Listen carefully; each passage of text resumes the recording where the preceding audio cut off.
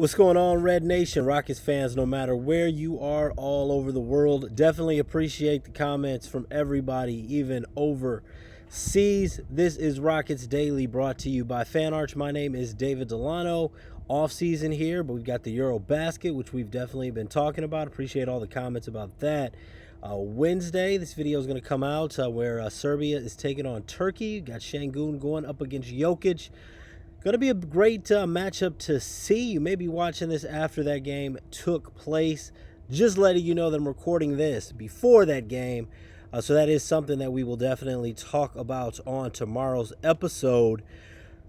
Now, as far as getting into today, and before we get into today, make sure you subscribe. Let us know any comments as far as what you'd like to see us talk about. Some things may be easier for us to do than others, but welcome all comments, and we're definitely going to look to dive into it. So all comments are appreciated. There are no silly suggestions. Every suggestion I've seen so far has been great, and I really do mean that, and I really do appreciate you guys spending some time here. So go ahead, subscribe, like, and thanks so much for watching. All right. Now, as far as Kevin Durant being with the Rockets, and as far as what's going to happen after this season and into the 26-27 season, not something I think most of us are too worried about. Want to kind of see how this plays out. It seems like an extension is probably going to happen, but this article that came out on Forbes magazine on Tuesday, on Forbes.com, I should say, talking about Kevin Durant. So I think that this is something that is worth tackling. We've got a quote here, but in this particular article, which was written here by senior contributor with Forbes.com, looks like Brian Toprick, and I hopefully got that name correct. But basically, he states in this article, Brian states that when the Rockets acquired Kevin Durant via that trade that we all know about, it basically seemed like a foregone conclusion that Houston would sign him to a 2-year extension shortly after. However, Durant remains on an expiring contract nearly 2 months later. This is in the article. It says the Rockets don't appear to be in any rush to hand him a blank check either. And as you see this quote here by Tim McMahon on the Hoop Collective podcast, it's basically saying, by all appearances and by what I've heard, they're not going all in on an extension for Kevin Durant. And, you know, there is going to be referring to the Rockets. Now, if the Rockets, and this is in the article, if the Rockets don't come to terms with Durant on a new deal between now and June 30th, with hopefully we're talking about a championship, and it is a little bit clearer by that point. But Durant would become an unrestricted free agent next offseason. And unlike this summer, when only the Brooklyn Nets had enough spending power to offer a max contract to a free agent, more than half a dozen teams are projected to have enough salary cap space to sign someone like Durant for next season. So I guess the big thing here is Rockets have a lot of decisions to make, and this article goes into some of the potential downsides here. And by downsides, as far as a lot of the high draft picks that the Rockets have gotten, and as we've seen guys start to pan out. Obviously, we're able to turn the Jalen Green pick into Kevin Durant. Şengün, we talked about just everything that he's been doing. We've been talking about him pretty much every day. You know, Jabari Smith with his extension, Tari Eason being next in line to being taken care of. Amin Thompson, emerging superstar, could be a good candidate for the most improved player in the NBA this year. And Reed Sheppard, a lot of doubts out there, questions about Reed Sheppard. But if Reed Sheppard does take a step forward, someone else that you're looking at for a payday in the future. So when we're really talking about potential downsides, I hate to say downsides with these young players, what they've accomplished as far as you're going to have to eventually pay them. So as far as this, and I know that's a slow news season, I get all that, guys. So overall, are you worried about this at all? I really feel like everything is going to play out. I'm not too worried about this Kevin Durant extension talks. But let me know if you have any thoughts on that and maybe something we could go deeper on. But one guy worth talking about here, and we saw before the big trade for Durant in the offseason, we heard some mentions of him. I know as far as the type of culture fit, the defensive liability, as far as if Trae Young would be the best fit. But Trae is definitely someone worth talking about because he has a player option with the Hawks after this season, and he could decline that. And we've definitely seen stranger things happen in the NBA. I've seen reports talking about this, rumors.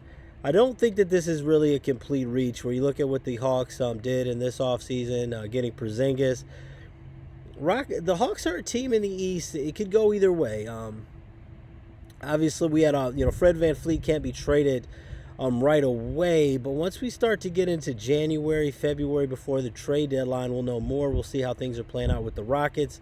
We'll see where the Rockets stack up compared to Oklahoma City, where we stack up compared to Denver, Los Angeles, everybody else really in the NBA. And even when you start to look forward to who potential matchups could be in the East, the Atlanta Hawks, I think by the end of Christmas, you get into the All-Star break, should be knowing, okay, if you look at the Hawks, if they can't compete, when you look at as fractured as the Eastern Conference is right now, as wide open as the East is, when you look at all the injuries that have happened, every team over there, Atlanta, if they can't make a push in the East this season, might start determining what does the future look like for Trae Young, and if Trae Young is going to want to opt out. This could be something that really affects as far as when you start to talk about that extension with Durant. Could Houston be a place long-term for Trae Young or a short-term rental? And I know no one's crazy about that, but when you start to think about if you're looking for that offense, depending on how the shooting is going, could a package be put together for Trae Young? I think that stranger things have certainly happened. And what would that look like? You could think, well, Reed Shepherd and Fred VanVleet, Dorian Finney-Smith, and a 2028 future first-round draft pick. That is something that's potentially could get it done for Trae Young. And I guess it would depend, what your chances are. I'm not a salary cap guru. That's one thing I will say. Sometimes trying to dive into all the different things that could happen, man, it could get really time consuming on the back end. But the thing is, they got guys dedicated to this stuff that any of you guys, I'm not saying I know it all, man. I know there's a lot of you guys way savvier with the salary cap than me. But how do you feel about that? Potentially, let's say, we're talking about something in possibly January or February. So how would you feel about a Reed Shepherd, VanVleet, Dorian Finney-Smith 2028 first-round draft pick for Trae Young? Is that something you might be interested in? And actually, after we see the first few months of Rockets basketball, we get to the All-Star break, we'll probably all have a better assessment of how we feel about that. But I think Trae Young is somebody, especially when you talk about the situation in Atlanta and big names that could be free agents. You're going for it all, going all in. And we talked about point guard. Weak spot on this team that I think could definitely use some more depth. So, Trae Young's definitely someone to keep in mind. All right, continuing with our Rockets history here, we're going to get into this 2003 and 2004 Houston Rockets season. And this, we talked about Rudy T. Long tenure with the Houston Rockets. This was a new era for Houston Rockets basketball as Jeff Van Gundy took over. The Jeff Van Gundy era began with the Houston Rockets in the 2003-2004 season. Moving on from Rudy T. And this particular season, we saw a little bit of an improvement. 43-39 last year with Rudy T in the 2002-2003 season, finishing 9th in the West, just missing the playoffs. But this 2003-2004 season, Rockets were 2 games better, and that 2-game improvement of getting up to 45 and 37 was good enough to get into the first round of the playoffs for the Rockets, who would face the Los Angeles Lakers in the first round. Steve Francis, 16.6 points per game in 79 games, 79 starts. Had Yao Ming, 82 games, started all 82 games, 17.5 points per game, 9 rebounds. Cuttino Mobley, 15.8 points per game, played 40.4 minutes, matching Steve Francis. The veteran Jim Jackson, unsung hero in a lot of ways, played in 80 games, started all 80 games, 12.9 points per game, 6.1 rebounds per game for JJ. And this was a Rockets team that did go to the playoffs, played the Los Angeles Lakers in the first round, and fell to the Lakers in 5 games. Rockets won after falling behind 2-0. Lost the first game only by 1 point. Ugly game, a 72-71 game in Los Angeles. After being down 2-0, the Rockets did win Game 3, 102-91 against the Lakers. Steve Francis led the way with 27 points. Yao Ming and Jim Jackson had 10 rebounds. Steve Francis had 7 assists. Tough game with a chance to even the series at 2. Rockets lost at home 92-88 to the Lakers in Game 4. Jim Jackson with 20 rebounds in that game. And Jim Jackson also 17 rebounds in the decisive Game 5 to lead the way.